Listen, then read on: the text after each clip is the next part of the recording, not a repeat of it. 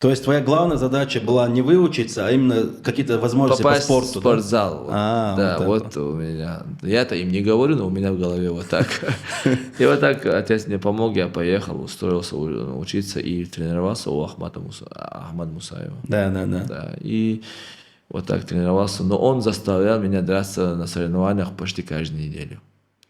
Это очень важно. Я вот набрал опыт именно на соревнованиях любительских. Боевой самбо, рукопашка, дзюдо, кудо, где угодно.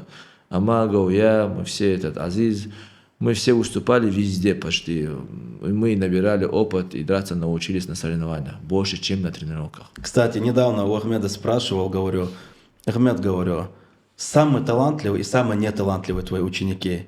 Он такой, так, самый талантливый Адлан Амагов, самый неталантливый, наверное, Абдулазиз, говорит. Ну, Зубейр, говорит, был пахарем, говорит, выступал, Я очень дрался. сильно тренировался, честно. Да. Я очень сильно тренировался.